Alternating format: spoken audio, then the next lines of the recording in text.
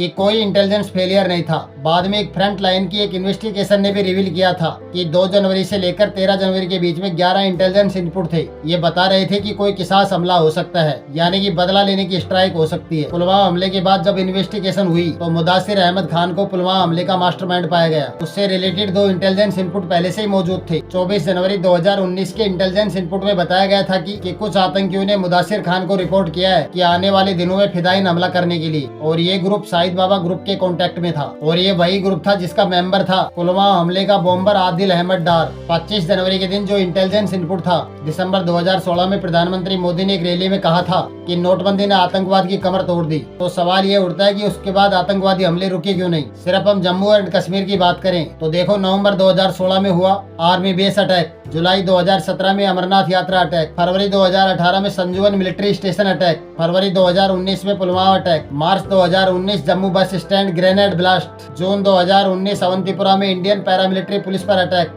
2023 Poonch Rajouri attack, 2024 Reasi attack और अब 2025 Pahalgam attack के बाद एक आतंकी हमले होते जा रहे हैं। आइए समझते हैं कि हमारी सेना ने कहां पर सफलतापूर्वक ऑपरेशन सिंदूर को अंजाम दिया और आतंकवादियों के ठिकानों को खत्म किया। सबसे पहले सवाई नाला कैंप, जो मुजफ्फराबाद के पीओके में लाइन ऑफ कंट्रोल से महज 30 किलोमीटर दूर है और ये लश्कर तोयबा का मेन ट्रेनिंग सेंटर था। 20 जनवरी 2024 को सोनमर्ग अटैक और 24 जनवरी 2024 को गुलमर्ग अटैक और 22 जनवरी 2025 को पहलगाम अटैक। इन हमलों को जो अंजाम दिए गए थे, इन सभी आतंकवादियों को ट्रेंड यहीं पर किया गया था। सैयद बिलाल कैंप, जो मुजफ्फराबाद में एक जैश ए मोहम्मद का जो स्टेजिंग एरिया कैंप है और ये हथियार विस्फोटक और जंगल सर्वाइवल का मेन ट्रेनिंग सेंटर था। अगर इनको अटैक करने के दौरान जंगल में रहना पड़ा तो वहाँ पर कैसे सर्वाइव करेंगे, इन सब के लिए इनको ट्रेंड यहीं पर किया जाता था। गोलपुर टेरर कैंप कोटली, ये एलओसी से 30 किलोमीटर दूर है और ये लश्कर तोयबा का बेस कैंप है जो रजौरी पूंछ में एक्टिव था।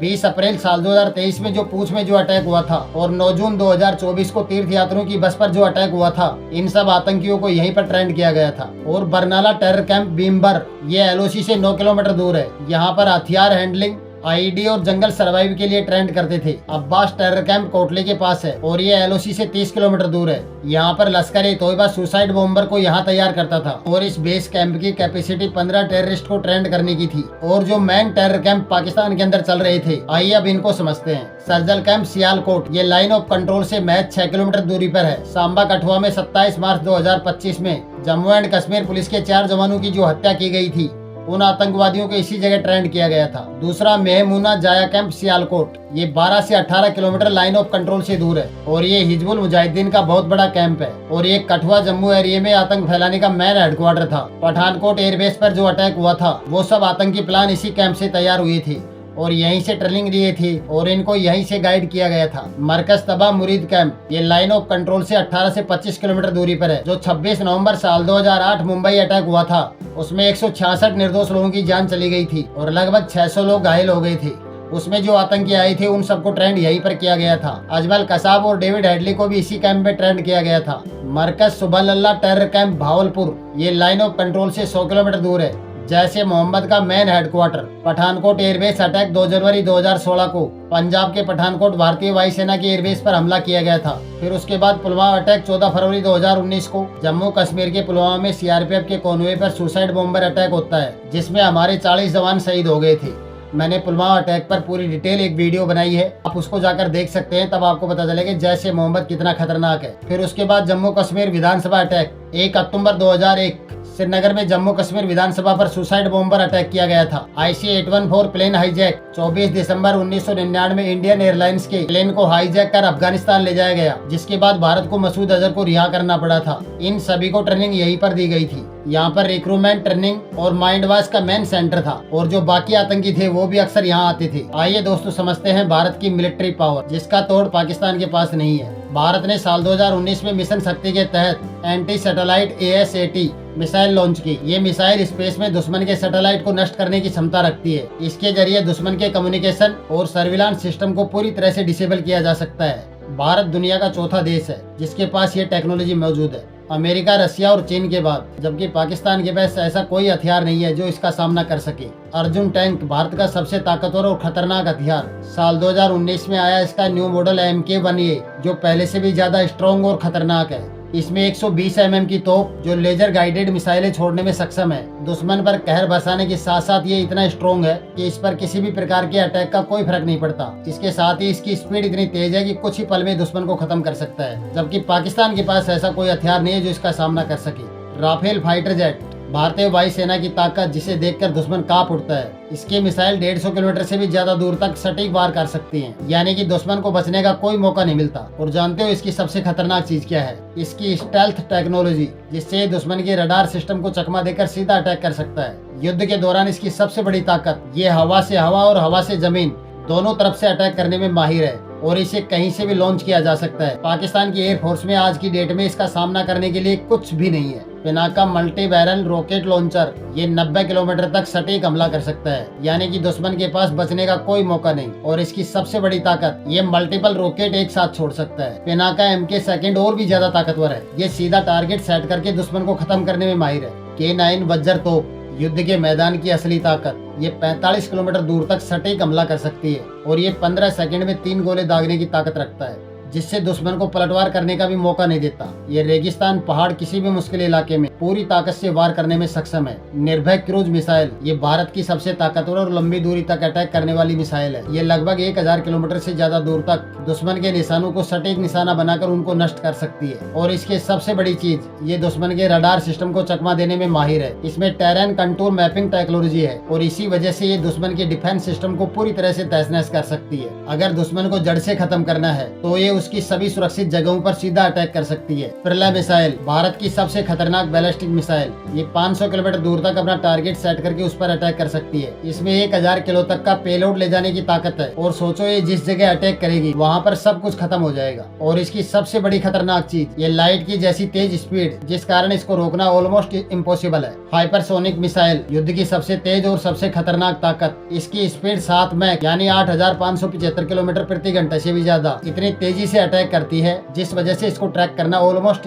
इम्पॉसिबल है। 600 किलोमीटर दूर तक दुश्मन को खत्म करने की ताकत, यानी कि ये अपने टारगेट को मिनटों में खत्म कर देती है। इसकी सबसे बड़ी खास बात यह है कि ये रडार को चकमा देने में माहिर है। ये एक ऐसी मिसाइल है कि दुश्मन को पता भी नहीं लगता कि तबाही कब आई और कब चली गई। अभी फिलहाल पाकिस्तान के पास इसका कोई तोड़ नहीं है जो इसको रोक सके। ये सिर्फ एक मिसाइल नहीं, अगर पाकिस्तान के साथ युद्ध होता है और हमारी सेना अगर इसे इस्तेमाल करती है तो ये गेम चेंजर साबित होगी, जो युद्ध की दिशा और दशा दोनों बदल सकती है। ब्रह्मोस मिसाइल भारत की सबसे डेंजर सुपरसोनिक क्रूज मिसाइल 2.1 से 3 मैक यानी 3700 किलोमीटर प्रति घंटे की स्पीड से चलती है। और ये इतनी तेज स्पीड से चलती है कि किसी भी दुश्मन के लिए इसे ट्रैक करना और रोकना बिल्कुल इम्पॉसिबल है। ये 600 किलोमीटर दूर तक दुश्मन को खत्म करने की ताकत रखती है, यानी टारगेट को मिनटों में तबाह कर सकती है। और इसकी सबसे बड़ी खास बात यह है कि परमाणु हथियार ले जाने में पूरी तरह से सक्षम है। अब आप अंदाजा लगा सकते हो, इसका वार सिर्फ खतरनाक ही नहीं बल्कि ये दुश्मन का समूल नाश कर देती है। ये जमीन, समुद्र और हवा कहीं से भी इसे लॉन्च कर सकते हैं। और इसकी स्पीड और टारगेट सेटिंग इतनी जबरदस्त है कि जब तक दुश्मन को समझने की कोशिश करता है उससे पहले उसकी तबाही पूरी हो चुकी होती है। अग्नि 5 भारत की सबसे खतरनाक इंटरकॉन्टिनेंटल बैलिस्टिक मिसाइल, ये जमीन से लॉन्च होने वाली बैलिस्टिक मिसाइल है और साथ ही परमाणु हथियार ले जाने में सक्षम ICBM है।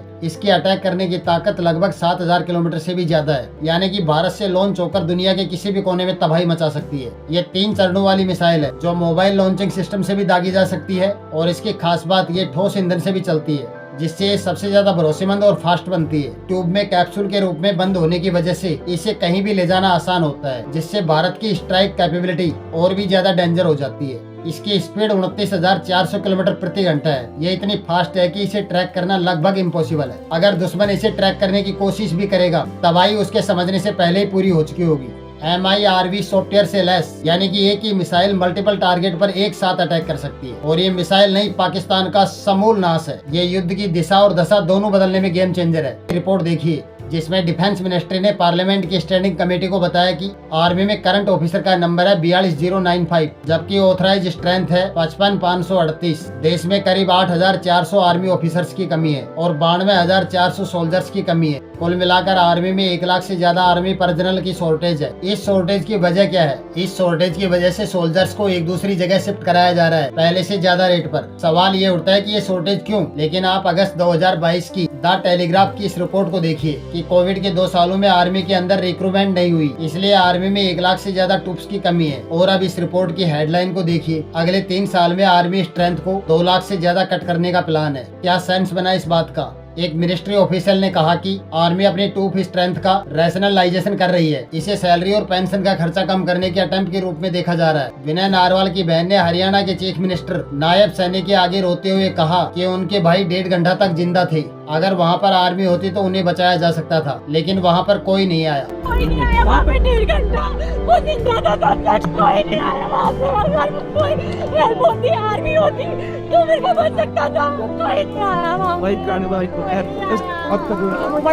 कोई लीडर नहीं, कोई फैसिलिटी नहीं, कोई आर्मी नहीं, कोई पुलिस नहीं। જ્યારે મોટા મોટા नेता આવે કોઈ વીઆઈપી માટે પાછળ કેટલી કાઢ હેલિકોપ્ટર कश्मीरी पंडित अपने सिक्योरिटी कंसर्न के लिए 300 से ज्यादा दिन तक स्ट्राइक पर बैठे रहे, लेकिन कोई खबर तक नहीं आई। लेकिन दोस्तों, सवाल यहाँ पर यह है कि आम लोगों को क्या मिल रहा है यहाँ पर। होम मिनिस्टर अमित शाह ने कहा कि इस आतंकी हमले के गुनहगारों को बख्शा नहीं जाएगा। अच्छी बात है, उन्हें जल्दी पकड़िए और सजा दीजिए, लेकिन इसके साथ ही सवाल ये है कि क्या सरकार के पास कोई ऐसा सोल्यूशन है ऐसे आतंकी हमलों को रोकने के लिए? क्या सरकार इंश्योर कर सकती है फिर कभी ऐसे आतंकी हमले नहीं होंगे? दोस्तों, ऑपरेशन सिंदूर के बारे में आप क्या सोचते हैं? अपनी राय कमेंट सेक्शन में हमें जरूर बताइए और चैनल को सब्सक्राइब जरूर करें ताकि ऐसे आने वाली वीडियो आपको मिलती रहें। वीडियो को लाइक करें और ज्यादा से ज्यादा शेयर करें अपने दोस्त और परिवार के साथ में। जय हिंद, वंदे मातरम।